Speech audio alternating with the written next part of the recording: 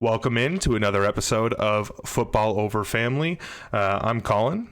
I am not joined today by my brother. He is unfortunately unable to make it. So we've had a couple of weeks off because, one, we were a little low on specific content. We could have pushed some more episodes out to you, done some more in-depth news and notes from around the league, but we didn't want to force an episode that would have been rushed to you because we weren't able to have a set time this last couple of weeks, and Gavin's been unable to make the usual days of Sundays just because of his other engagements with work and personal stuff. So I am going to be here today. He's also unavailable on this one to bring you back up to speed on what's been happening around the NFL.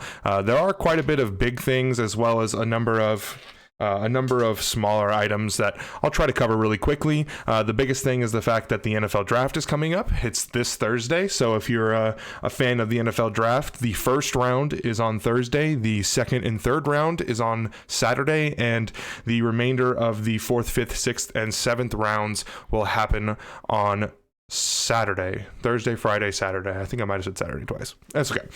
Thursday, Friday, Saturday. Round 1, Thursday. Round 2 and 3, Friday. Rounds 4, 5, 6, and 7 on Saturday, followed by the undrafted free agent frenzy, where teams fill out the rest of their camp rosters. You can expect each team to make around 12 or so undrafted free agent signings, and it's always a scramble for, oh my gosh, this small school prospect should have been signed or drafted in the seventh round as just a possible project player, but now instead they're going to make it onto some roster where they actually have a shot. And every year there are undrafted free agents like that, so it's another important aspect of the draft. It's round 8. It's the big teams get the big players. People that didn't get drafted get to pick where they want to go usually. If they are considered a steal as an undrafted free agent. It's another cool aspect that you can follow along with, usually through Twitter, is the best way, because teams will announce those in groups, almost like on a time basis. Every 7 or so hours they might announce the people they have signed as camp bodies. So yeah, you can follow along with those 3 days of the NFL draft. But first, let's go ahead and cover some of our news. All of the things that have happened around the league in the last 3 weeks. I'm going to run through the quicker stuff first. We're going to cover the people that have signed 1-year deals around the NFL. We told you the multiple episodes now that this year especially there will be an absolute frenzy of 1-year deals, especially in what's considered phase 2 of free agency. So we are in phase 2. That's the build up through the draft. And these players all signed 1-year deals, most of which were for $1 million base salary or $1 million average per year, including their bonuses. This is because of the cap salary situation this year, with all these teams really fighting to get to a place where they are under the cap and not having to forfeit draft picks for the upcoming years by going over. So I'm going to run through them all really quick. If I say somebody's name and you're wondering, oh wait, how long did they sign for? Either that was a 1-year deal worth between $1 or $2 million, or we do not know the contract details, but it's expected to be a 1-year minimum contract again. So Damian Wilson, linebacker from the Chiefs, he went to the Jacksonville Jaguars. Quentin Dunbar, cornerback from the Seattle Seahawks, went to the Detroit Lions. James Conner, running back from the Pittsburgh Steelers, signed with the Arizona Cardinals. Shamar Stephen was the guy released by the Minnesota Vikings when they signed from the Giants. I can't remember. Defensive tackle that was signed or that was released from the Vikings. Started all 16 games last year. Now signed with the Denver Broncos. Eric Wilson, linebacker from the Vikings, and Jordan Howard, running back from all over the NFL, both signed to the Eagles. Jordan Howard back to the Eagles after I think 2 years now away. Forrest Lamp, guard from the Chargers, was a top prospect a couple years back. Really been struggling of recent, though. Signed with the Buffalo Bills, so that's reinforcement for them. Wayne Gallman, Ronald Blair, and Nate Sudfeld all signed to the 49ers. I put Sudfeld down there because if the 49ers draft a quarterback at 3, now that they have Sudfeld, they can move on from Jimmy G if a scenario comes up where it's beneficial to them, whether that be now or early into the NFL season. So it's a possibility. By signing a backup quarterback, you do allow yourself some room to get rid of the guy that's starting if you intend on having a different starter. Then the Seattle Seahawks signed Demarius Randall, Pierre Desir, Geno Smith, and Alden Smith. Let me quickly, Wayne Gallman, running back, big signing for them, I would say. I think we talked about it earlier about the 49ers possibly adding another running back. Easy signing right there. He was expected by me to be one of the guys pursued as a potential 1-year filler or running back by committee guy earlier in free agency, but instead he managed to slip through into this stage and get a minimum contract. So great signing there. And then Ronald Blair is re-signing. He's a defensive end / edge rusher for the 49ers. Demarius Randall and Pierre Desir are cornerbacks. They will be filling in for the corners that the Seahawks lost this year in free agency. So interesting. Demarius Randall has flip-flopped around in the NFL as a safety and cornerback and kind of just trying to find a position ever since, with the Packers and then the Browns. It's just been kind of crazy. Geno Smith re-signed. Important to note because that means the Seahawks are unlikely to draft a quarterback this year in, say, like the 4th, 5th round, 3rd or 4th round probably, which would have been, okay. All of the Russ talk. Is it possible that the Seahawks draft a successor in this draft as a 3rd or 4th round talent, maybe even a 2nd round talent? Now that they have Geno Smith, it's less likely that they would do that. It's still a possibility, but having a set in stone veteran backup that fits the same style of offense, that they're going to run in Seattle, I don't see why they would really move on from having Geno as the only backup. Again, in the NFL this year, where you don't have a lot of cap space to keep a quarterback on a higher rookie salary. So we'll see. And then Alden Smith, more news on him coming up. Defensive end, edge rusher for the Cowboys last year, had 5 sacks in his return to the NFL. Looks pretty good. Had a lot of pressures. We'll talk about him because there was some other stuff that came up. The Raiders re-signed their former I think he was a 1st round draft pick, maybe. But starting safety that they had a very public release of, Carl Joseph, back to the team on a 1-year deal. They also signed former Eagles corner Rasul Douglas. The Steelers brought back Vince Williams and Josh Dobbs. Linebacker Vince Williams was actually released earlier in the season to save cap, and then they managed to bring him back. So that's great for them. Josh Dobbs is probably the backup quarterback, or at least in competition with Mason Rudolph, so we'll see what happens with that situation.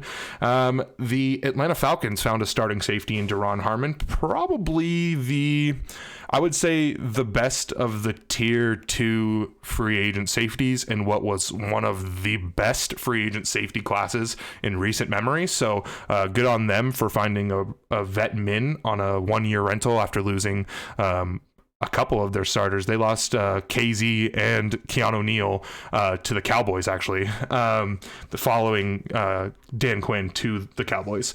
So good on them to replace a starter there. They also managed to sign Cordero Patterson, kick returner, running back, wide receiver combo player from the Bears on another 1-year deal. His is actually $3 million. I do remember that just because it was actually more than everybody else here on the 1-year mins around the league. The Houston Texans continued to add more players, Lane Taylor, guard, and DeMarcus Walker, the defensive end. So that's 2 more. I think that brings their total of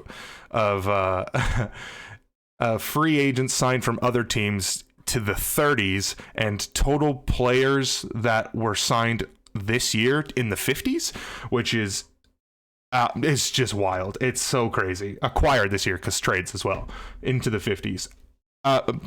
Unseen in the NFL history, a roster reset like what they are doing over in Houston right now. It's crazy. We'll see what happens. A lot of these guys will likely be cut before the NFL rosters get set.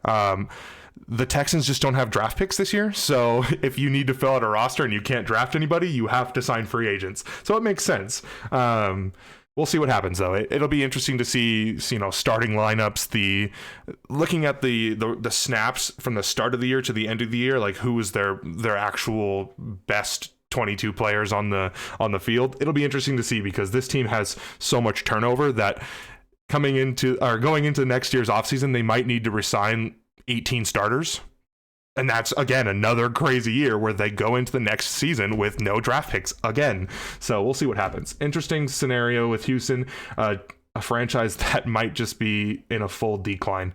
But, if you have a good quarterback, maybe you can, maybe you can manage to pull something out of the bag. The Bears managed to replace, one receiver position by signing Marquise Goodwin, which is interesting because we haven't seen him for over a year now, and it will be interesting to see what he has. He's known as one of the fastest players in the NFL, has had some good seasons. It'll be interesting to see what they're going to do because there's a lot of talks with them trading Anthony Miller, one of their former draft picks, and I would expect that to be that's an exact replacement right there. Okay, Tashawn Gibson, they also signed safety. So another probably depth piece for them. And then the Miami Dolphins signed guard / tackle DJ Fluker. So those are all of the 1-year deals that I felt was worth mentioning. There are a ton of people that signed in the last 3 weeks. Obviously, a ton of people that were released, a ton of people that signed lower end deals, some players that are very obviously special teams players or depth players. I mean, the Rams signed a punter, even though they have one of the best punters in the NFL. So who knows? The Cowboys signed Brian Anger, another punter who has been bouncing around the NFL. Who knows if he'll stick there. Interesting scenarios all around for depth players this year because there are so many vets on these minimum contracts. Moving on to some more significant deals and other types of deals. We had A.J. Bouier signing to the Carolina Panthers on a 2-year, $7 million deal. He is suspended, I believe, for 2 games this season, maybe. I can't remember if that's correct. But he was released by Denver earlier in the year, and then they obviously filled that position so well with Kyle Fuller, and then they also have Ronald Darby. So that's, obviously it's okay to move on from a guy when you have like-for-like replacements and improvements too. Daquan Jones was the defensive tackle for the Titans, signed a 1-year, $4 million deal with the Carolina Panthers. Gavin's not here. He talked a lot about wanting to bring Jones back. Obviously, this is one of those where if he was here, he would probably be semi-upset with the Titans and their efforts to keep him around, but I know they have guys like Danico Autry who might be able to fill a similar style. At least Autry has the ability to shift inside and kind of play that same role. So also this helps them in the compensatory picks thing, so Gavin might actually be okay with that. That's a pretty good deal for a phase 2 signing, $4 million average per year. So they might actually get some good compensation out of that, and it might balance them out either getting a 5th or 6th round compensatory pick because they have signed so many people this year as well. The Arizona Cardinals extended Rodney Hudson to a 3-year, $30 million contract. It was a restructure. So $10 million per year for probably one of the better centers in the NFL. And I'm sure there are a lot of bonuses that move that money around and help out Arizona this year as well. And then the Cincinnati Bengals released Giovanni Bernard, the mustache himself, saving $4 million on this year's cap. He then signed a 1-year, $1.2 million deal with the Tampa Bay Buccaneers. Let's go. And I'm sure, unlike Shady McCoy last year, if the Bucs were to make it to the Super Bowl, he would play a snap. The Las Vegas Raiders released defensive linemen Arden Key and Mo Hurst, both of which turned around and signed with the San Francisco 49ers. So great additions for the 49ers. Weird moves by the Raiders. That's continuing this odd offseason that the Raiders have had. It's been very strange what they're doing, especially on the offensive line and then the entirety of their defense. So we'll see what happens. And now there are talks, just basic talks, that Gruden's been really, really interested in the top quarterbacks in this draft. Gruden's always been interested in the top quarterbacks. That's why Gruden used to run Gruden's quarterback camp. For those that are familiar with what he did in between his coaching gigs with ESPN for those few years. So he's always checked out the quarterback prospects. This year there are 5 expected to go in our top 10. Is Gruden willing to move up for one when they have so many other holes on their offense and defense to fill? I don't know. That seems a little bit too risky for a team that could easily tank after that, especially when you have Derek Carr, who is by no means a bad quarterback. So whatever, we'll see what happens there. And then the final of our free agent signings, and probably the biggest on the entire list, Jadeveon Clowney signing to the Cleveland Browns for a 1-year $8 million deal. Cleveland is doing everything they can to make this, this push for not even relevance anymore. I guess more like holding that window open for the Super Bowl, because Clowney might have had a down season, but I still think he could be as big or even more of an impact than Olivier Vernon was for them over the last 2 years, especially when he's no longer the focal point of a defensive line. The contract is small compared to what he's obviously been expecting recently, and I know that a report came out that he took less money to go to Cleveland for $8 million. So it's interesting. His whole process has been interesting. Multiple visits, tons of public news about what he's been up to and who he's considering going with, and then all that to just take $8 million with the Browns because he believes that they're a winning team. I get it. Go for it. So good signing by them. More Browns news. They extended 5th-year options for both Baker Mayfield and Denzel Ward, 2 of their star players on offense and defense. Totally makes sense. So no surprise there. That's the 2022 contracts. So the entirety of their first round in Baker Mayfield and Denzel Ward are under contract through next year as well. The Steelers extended head coach Mike Tomlin for another 3 years.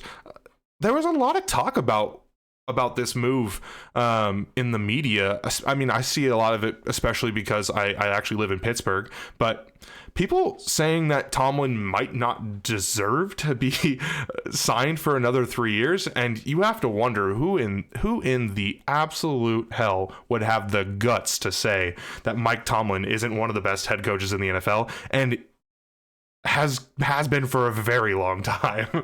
So I don't know why there was so much talk about this in the media. I mean, you would almost think that they would extend him.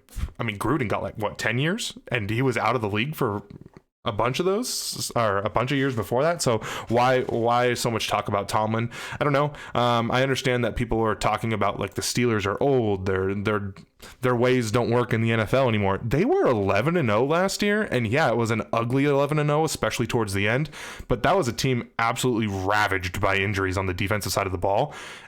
Their defense before that was unstoppable. The year before that, without a quarterback, they actually had one of the most impressive seasons I had seen in recent years, because that team held it together without the most important position on the field, and then a running back who couldn't stay on the field. And again, this year, they had one of the worst rushing offenses in the NFL. Ben looked different, but the defense being so injured in the second half of the season was very obviously their problems. Running game, injured defense. If they have a lot of their starters on defense, I think a lot of those games go very differently, because they were at a place where they couldn't rely on Ben to throw them into a game, and they couldn't rely on their defense to keep them in a game. So it was just awkward towards the end of the year. So we'll see what they do next year. We'll see how they bounce back. They managed to keep Juju. I think Tomlin is one of those guys where he can manage to put together a great team every single year, whether it be for 11 games or 16 games in a playoff run. So I won't be surprised to see them in the playoffs next year. I won't be surprised to see all 3 of the Browns, Ravens, and Steelers in the playoffs next year. Okay, back to Alden Smith. A warrant was put out for his arrest in Texas, and he turned himself in, and it was for assault. We will wait to see his punishment. This is a player that has been through the league's disciplinary protocols a number of times. So it'll be interesting to see, because this is a different kind of punishment that he is likely to face. So he just signed a 1-year vet min deal with Seattle. I don't think there has been any official release. I tried to look for it. I didn't see anything. I didn't see any rumors that the contract was going to be canceled or anything. It is a vet min. Nothing was guaranteed, so it would be very easy for Seattle to back out. But it'll be interesting to see, because even if he's suspended for 6 games, Seattle's going to keep him. He's a vet min. He's not going to get paid for those games. His contract will be even lower. And halfway through the year, they're going to get a pass rusher back that was probably top 10 in pressures last year. Might have been top 5 in pressures last year. He had an incredible season for a guy that hadn't played football in forever, but interesting. Another assault case. Jeff Gladney, the cornerback for the Vikings, first round draft pick, was arrested for assault as well, and the team hasn't released him. No word as to what they're expecting to do. They're waiting for punishment from the league first. This is his first offense. There were some reported issues with him in college that were concerning for draft pundits bring up all these things, that whatever they can dig up, as a reason to knock a guy down. That was one of the things, was possible disciplinary issues. Here we are, so I guess that was correct. Hopefully that situation gets worked out and punishment is good for what he did. And then the last one, as far as punishments goes, Antonio Brown settled his civil suit. So managed to settle his civil suit out of court.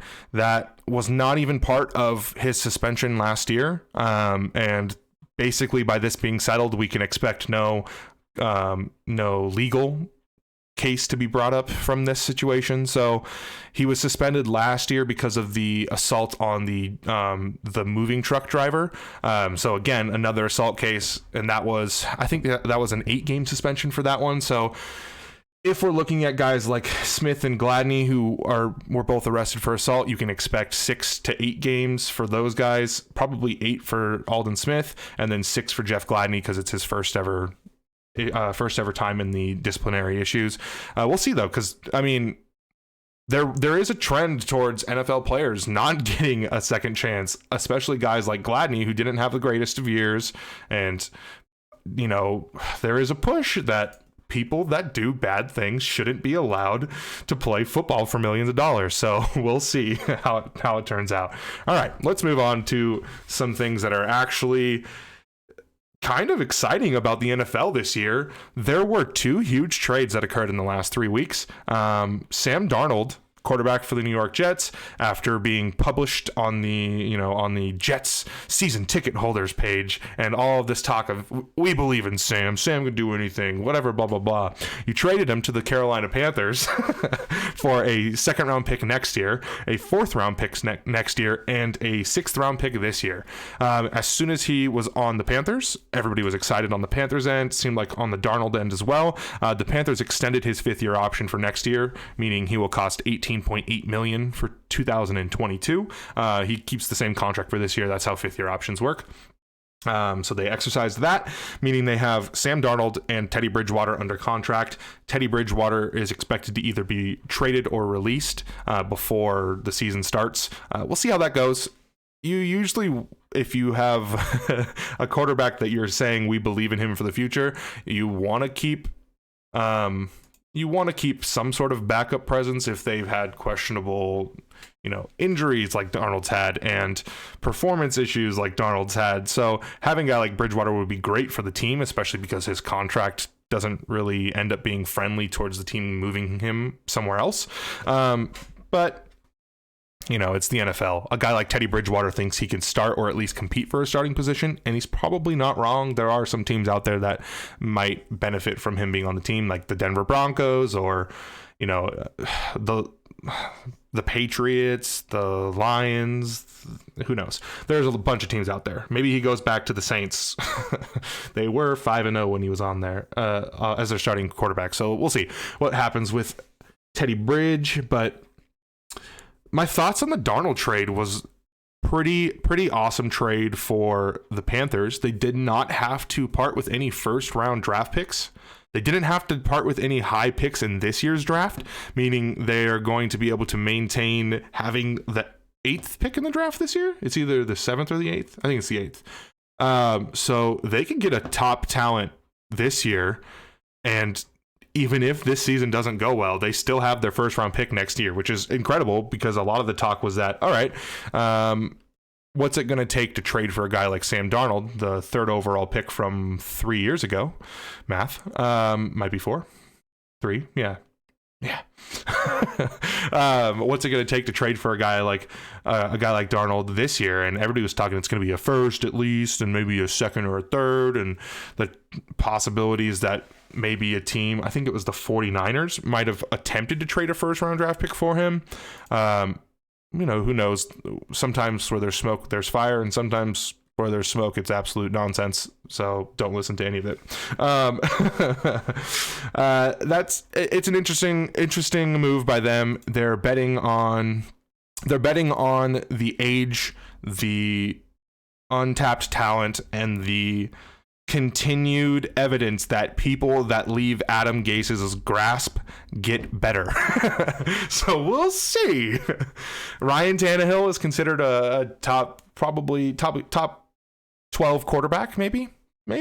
I would have to look at lists, but one of those guys that's a solid starting quarterback in the NFL, and all it took was getting away from Adam Gase. So maybe Sam Darnold can do the same, and he's younger than a lot of guys that are coming out of the draft right now. So it's an interesting idea. He's not cheap by any means, but it's possible that the Panthers have found a solution to quarterback. So good for them.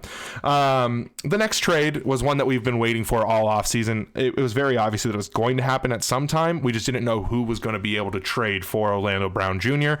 Came out and said he wanted to play left tackle. This isn't about I don't like the Ravens or anything. This is about fulfilling my promise to my dad. This is about being what I want to be, which is an all-pro left tackle, and being paid like a left tackle, because truth be told, left tackles get paid like probably 30% markup over a right tackle just because it's considered the blind side. So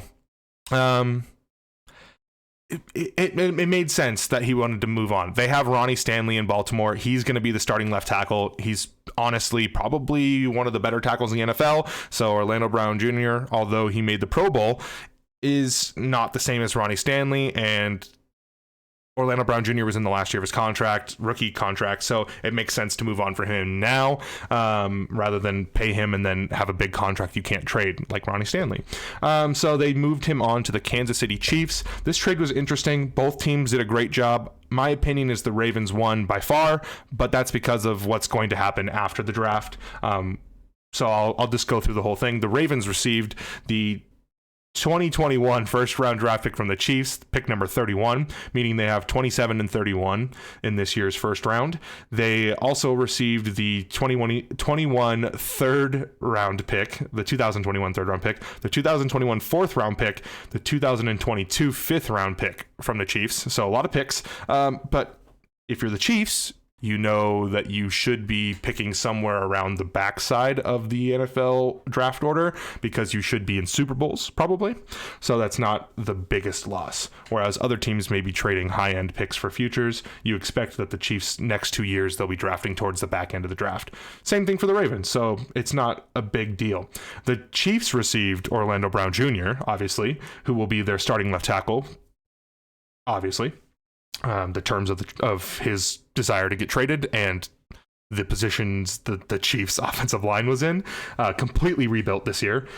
2021 second round pick from the Ravens. So the Chiefs did lose their first round pick and third round pick, but they managed to pick up a second round pick from the Ravens.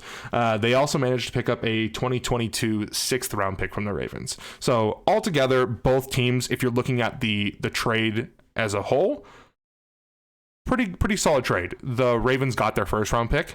They did have to part with a second round pick, but they also got a third and a fourth. So if you're looking at the compensation, I think they got what they deserve for a Pro Bowl left tackle who is very young. The Chiefs have not re-signed Orlando Brown Jr. They do not seem to be on the path to re-signing him.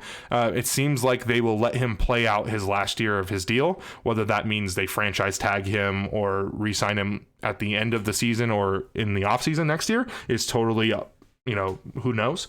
But the reason that the Ravens really win this trade is because they are now expected to sign out Alejandro Villanueva from the Pittsburgh Steelers, their left tackle, and place him on the right side of the line. And if you're going, and this is expected to be a 1-year likely vet minimum deal as well, if you are expecting to lose a starting tackle, replacing him with another starting tackle on a 1-year cheap deal is a great way to do it. But taking him away from your direct rival, another great deal.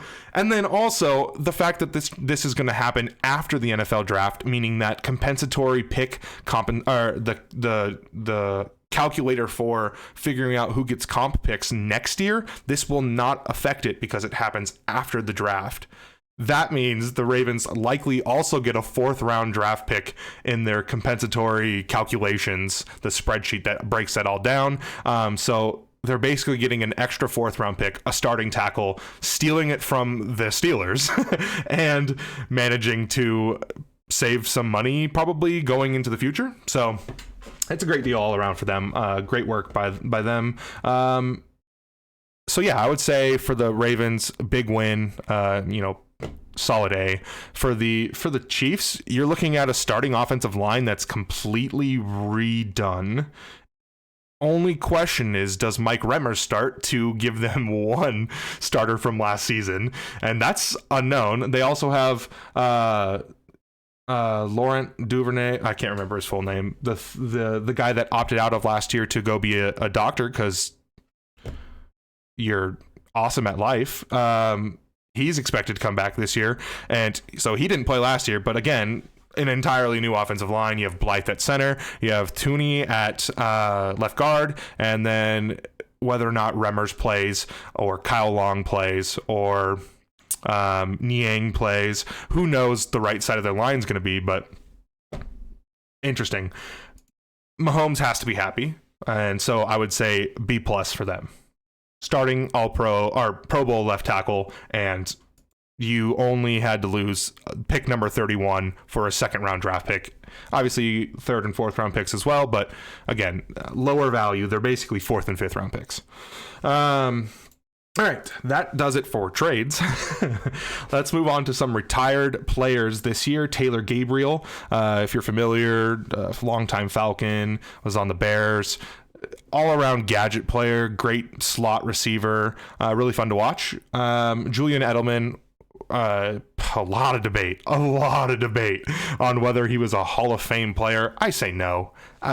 There's no way you can throw Edelman in the Hall of Fame, but Hines Ward isn't. So there's a lot of people that could go on that list, and I understand that he is one of the, career-wise, has some of the highest stats from the playoffs. He made it to the playoffs every year because the Patriots made it every year. And people are like, 10-year career, one of the best wide receivers. For the first 4 or 5 years, he was solely a special teams player, and kind of worked his way onto the field after Wes Welker and Danny Amendola kind of opened up the slot positions by leaving and retiring. And I mean, Amendola is still going, I guess, but Welker's gone. So Hall of Fame, no. Awesome player, yes. And one of the coolest gadget players that we'd seen in many years. I mean, like, if you were used to Antoine Randall and then Mohamed Sanu, having Julian Edelman in the NFL too, always exciting when you have guys that can play wide receiver, have actually a decent arm, and also the grit of Julian Edelman being willing to play defensive end and cornerback, punt returner whenever you need him to. It's just awesome. So very fun player to watch. Will be missed. Alex Smith also retired. Comeback player of the year last year. How could he not be? There just wasn't a place for him this year, and I think he proved that he could play in the NFL again, but why would you want to? And you've made a ton of money. You've had a great career. His time with the Chiefs was incredible. His time with the 49ers was, it was so hard for him. All those offensive coordinators, that was rough. But all the head coaches too. But another 49er that retired this year, 49er, Jordan Reed, longtime Washington player. Wow, concussions can really take down one of the most fun tight ends, because Jordan Reed was incredible to watch. I mean, game-breaking speed and route running for a tight end, and just year after year concussions. So congrats to him as well, retiring. That's awesome career, super fun to watch. Won me 2 fantasy football championships, not just 1, he got me 2. So thank you, Jordan Reed. TJ Ward also retired, longtime safety in the NFL, bounced around a couple of teams, but still solid safety in the NFL. So there's a couple of other folks that retired, but those are some of the bigger names that I felt like mentioning. Now let's move on to some rule changes around the NFL. So my nose is very itchy. I'm very sorry. It's just one of those things.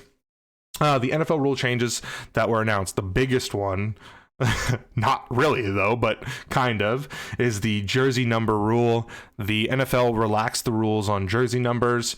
We've already had our first official, like, oh my gosh, that's a new player in our new position in a new jersey number, with our first player being Patrick Peterson, who just moved to the Vikings, will be wearing number 7 as a defensive back. So that is part of the NFL's rule change, that players can now wear single-digit numbers. There are other numbers around positions that you can now wear that were, I guess, different, mostly being 1 through 49. So I'll break it down really quick. Quarterbacks, punters, and kickers can wear 1 through 19.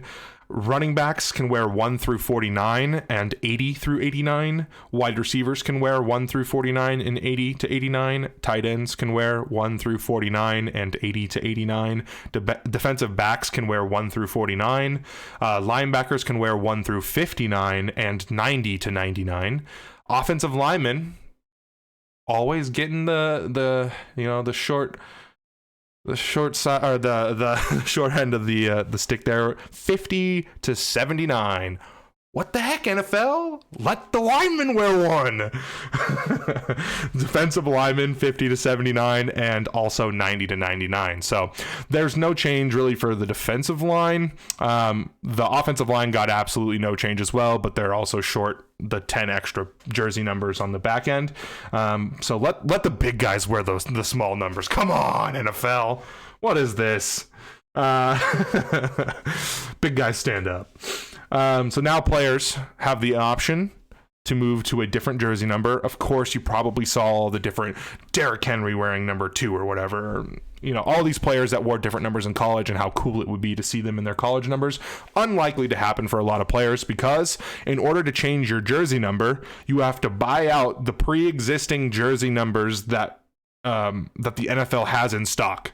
So if you haven't changed teams and thus allowed you to change your jersey, it's very unlikely that people will be changing their jersey numbers, because they have to go and buy out the stock of that jersey. So more likely that the people you're going to be seeing in strange jersey numbers this year are going to be new people that have been drafted, and people that signed with different teams in free agency and haven't announced their jersey numbers, a la Patrick Peterson. So there you go. That's what happens there. Other rules: loss of down when you commit a double forward pass. We saw this last year. Tom Brady had a pass batted down at the line of scrimmage, and he caught it, and then he threw it again, and that's a penalty. But now it's a loss of down, kind of like intentional grounding. The ability to enforce penalties on consecutive point after attempts when the team is switching between kicking an extra point and converting a 2-point conversion. There was some confusion with that in the game last year in the NFL, where usually you kick an extra point from like the 31 yard line, 32 yard line? I don't know. Something like that. 25? I can't remember. I should have looked that up. Whatever. But you can also elect to do a 2-point conversion from the 2. And I believe it was the Broncos elected to do a 2-point conversion, then committed a penalty, but then elected to kick an extra point from the 7-yard line. And then there was an offside penalty against the Bears, which allowed them to go for 2 from the 1 yard line, which is just absurd by the NFL to allow such a thing. This was in a regular season game. They succeeded. Unfortunately for the Broncos, the Bears did a 6-play, 80-yard drive and won the game. So interesting things happen around the NFL that cause rules to be changed. This was one of them. Basically just trying to make sure that everything is proper on the field and there's no weird situation like that. And then there are also some changes to the officials. If you were familiar with what the XFL did, they added Sky Judge. The NFL has been pushed to do this because there are some ridiculous things that get called on the field that should be obviously overturned.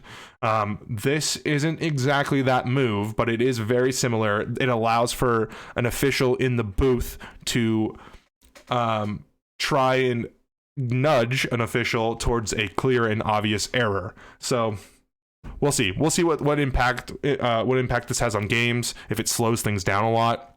It's not necessarily the same. We'll see. Changes are interesting. It's always being tested out, and this could be gone next year. And then also it's expected that any sort of taunting, excessive celebration, anything like that that's normally, like a pretty big penalty, it's like 15 yards. They're expected to crack down on those this year, so expect to see a lot of celebrations cut short.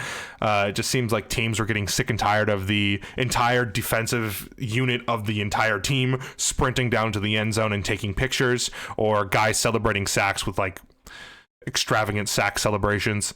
It's the NFL. It's entertainment. Let them be entertaining. Like, it's 30 seconds. It's a 4-hour long game, essentially. Come on. So we'll see.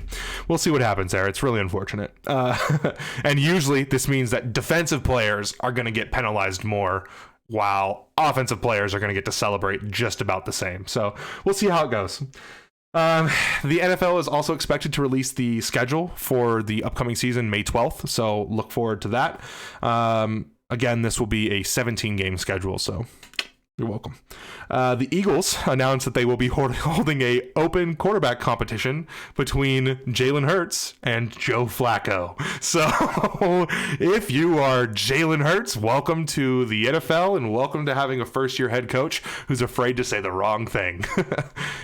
If Joe Flacco beats out Jalen Hurts, there is something wrong with Jalen Hurts, mostly. He already played so much last year. Why take it away? It's weird. This is the type of thing that ends up stunting a guy's career rather than helping it. So having a veteran backup quarterback to groom a young quarterback is a great option. Having a veteran backup quarterback come in and take the starter's position because he's more familiar with the NFL is just basically telling a guy he's not smart enough to be on the field for you, and it's not going to help him in the long run. So don't agree with it. We'll see what happens. If Jalen Hurts isn't the starting quarterback, then something is extremely wrong with either the front office, the head coach, or Jalen Hurts. The draft. Moving on to the draft. The draft is this Thursday. We've mentioned that already. Gavin and I are trying to arrange some sort of pre-draft mock party. We'll hang out, we'll do a mock draft, hang out with the chat. It won't be a recorded episode necessarily. It might be clipped a little bit for our different social medias, but most likely it'll just be a hang out with chat and do some pre-draft chatting about players we expect to move to certain teams, trades we're expecting between teams, positions we're curious about. So yeah. Basically, this draft will start either with the 49ers surprising us all, or the Atlanta Falcons at pick 4. So pick 4 is where I think it'll start, because regardless, I expect the 49ers to take a quarterback, meaning that the picks actually start at pick 4. Positionally, there is so many good players that could go at pick 4, or a team could trade up to secure their starting quarterback for the future. So there is 5 quarterbacks we expect to go in the top 10, those being Trevor Lawrence, Zach Wilson, Justin Fields, Trey Lance, and Mac Jones. I would say that's my order. Whether that's the order that they get picked, I would honestly say it could go either way. From if I was making that choice, it could go either way for me between Fields or Lance, and then Mac Jones is 5th, but he could go 3rd overall. So we'll see. There is expected to be a number of teams interested in trading, a lot of those being like the Patriots, the Broncos, maybe the Raiders, who knows. We'll just have to wait and see. Anything can happen. The Falcons might take one. It's so up in the air what's going to happen at pick 4. It might depend on who the 49ers pick. We'll just have to wait and see. All right, other things. A lot of talk about left tackles. There only being 2, and that's Slater and Sewell in this year's draft. Most mock drafts and draft pundits have ranked Sewell over Slater up until the last 2 weeks, I would say, where teams have been saying a lot about Slater, whether this is to push Sewell down the board or to be honest about, like, we think Slater is a better left tackle prospect. We'll see.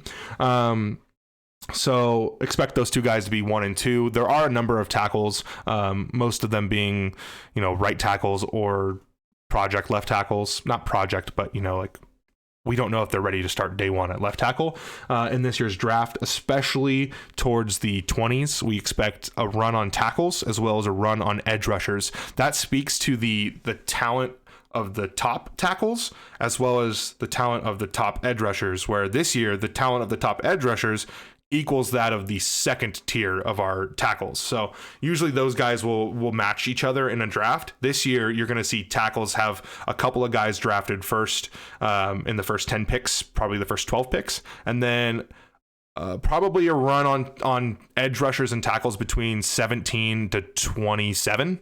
So expect 6 to 8 tackles or edge rushers to go in that span of time.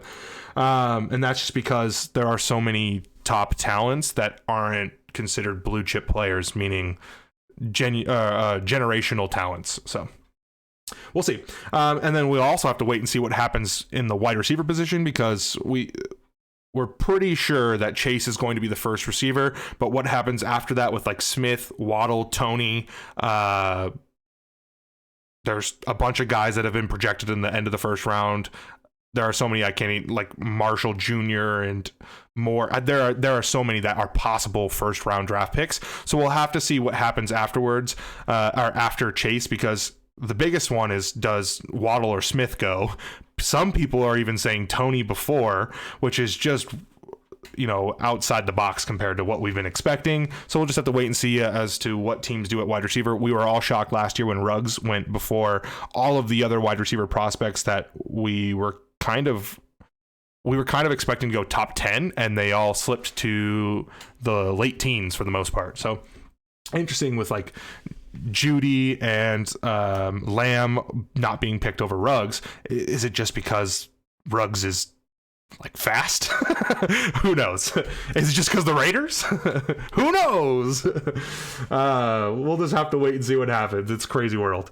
Other positions that I wanted to mention to watch. Gavin and I have talked actually significantly about the center / guard position in this year's draft. A lot of guys that are being undervalued because the position is so much more talented this year than normal. So expect a huge run on day 2, and especially in the mid-second round on guards and centers. There are 2 guys that could possibly squeeze into the first round, and that is Landon Dickerson or Creed Humphrey. So look for those 2 guys. Team dependent, really. And there are a lot of our tackles that have been mentioned as possibly sliding to guard. So there are some guys out there that we expect could slide into the guard position. Those guys are both centers, Landon Dickerson and Creed Humphrey, but are also guys that could fill guard spots. So that's why I mentioned the center guard combo. We also have safety, which is a weird position this year. There aren't a lot of top safeties. It's pretty much just the TCU safety Morik, and he's the only one expected to go in the first round. There are some corners that are considered potential safety prospects, but not a whole lot going on there. And then we have defensive tackle, which is another interesting position. You have the classic Alabama stalwarts. So you get Christian Barmore as an option in the first round. Some people have him going top 10. Some people don't even have him going in the first round. And then you have Levi Onwuzurike. Gotta say that one hard. It's hard to get that out. Levi Onwuzurike from UW. Shout out to my boys from UW. Bruce, I see you.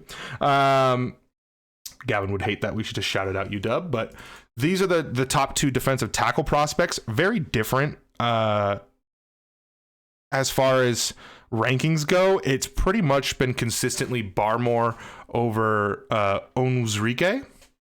And that is something that we could see flip-flop by NFL teams, because most of the time talents are players that are considered talented out of Alabama always get pushed up draft boards. But when NFL teams look at players and they watch tape and they do all of their draft analysis, players sometimes end up actually falling on that Alabama defensive side of the ball. So this could be one of those situations where a defensive tackle might surprise somebody by not being Barmore in the first round.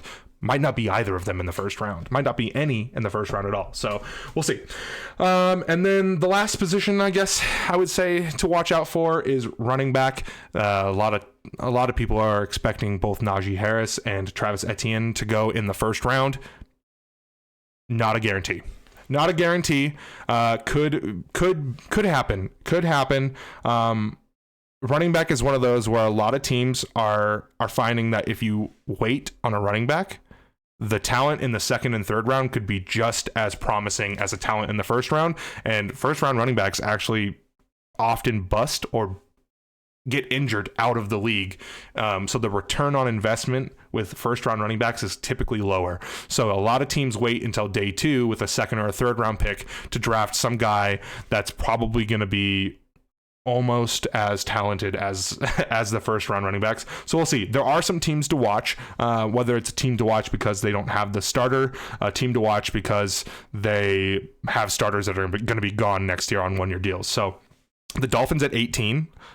Most people are mocking Harris here. We have the Jets at 23 and the Steelers at 24. Another set of destinations that are very popular to mock Harris to. And then the Bills at 30 and the Bucks at 32 as teams to most commonly mock Etienne to. So we'll see what happens. I myself even did that, but that was before the Giovanni Bernard signing. We'll see. The Bucks have pretty much filled in their backfield. They have 3 guys that they're happy with, and then a third round draft pick from last year. So I don't know that that's necessarily a likely outcome. We'll see. I know that you're expecting some sort of hot take this week or some sort of Gavin's games for Collin. Obviously, Gavin's not here. He is the one that usually comes up with our hot take because it's his hot take, whether it's actually a hot take. Yeah. Under the bus, brother, or some game to stump me, make me look dumb, get a great clip going. Who knows? Either way, I don't have any of those things ready for you because that's Gavin's job, and he ain't here, and that's not my fault. So, anyway, that is going to do it for me. 50 minutes. Wow, look at that. Solo dolo podcast success. I hope you've not been too bored listening to my voice. I know it's odd listening to a podcast with one person, but I did want to give you all the news, talk about some of the rumors, talk about some of the trends that are happening around the NFL as far as all of the draft prospects go. I am keeping up to date. I know Gavin is as well. He just hasn't been able to hop on a podcast episode and lock down pretty much a 2-hour window. So thank you so much for being patient with us. We do want to keep this going. This isn't the end of the podcast at all. If I need to, I can pump out some episodes solo. I'm sure he can do the same.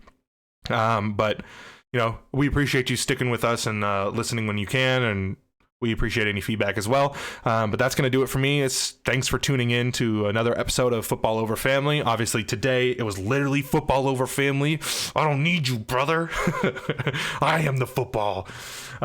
We really do appreciate it, even if Gavin isn't here. I know he wishes he could be, and he's very, very much so looking forward to getting back on the show. Next week, we are going to be probably doing mostly recap of the draft, talking about the most interesting picks, the most interesting picks for fantasy football, what that means for teams for the future, because if things happen like Jalen Hurts being picked by the Eagles, even though they have Carson Wentz, wink, wink, things like that matter, and they're immediately noticeable during the draft. So we'll probably be doing a full episode on draft recap. Like I said, though, we are going to try to do something on Thursday during the draft. If I have to do that solo as well, I'm happy to do that, but I will be looking to hang out with folks during the draft. I don't think there's a way that we can legally stream the draft on here, but we can stream us watching the draft and expect you to be following along with it. So we'll probably do something like that. Yeah. I look forward to it, though. It's going to be fun. I do want to do a fantasy football episode in the future, so expect, draft recap and then fantasy football talks, because that is one of the most popular things for football. But you can also make sure you can just follow along with us on our YouTube. It's Football Over Family. Check in with us on Twitch, because that might be where we are on Thursday, Football Over Family. You're here right now, or you're watching later on YouTube, and that's where you should be. And then you can check out clips from this show as well as all of our past shows over on Instagram at Football Over Family. Look at that. We did it all. Anyway, thank you for tuning in. I'll see you on Thursday, or I'll see you next week, and peace out.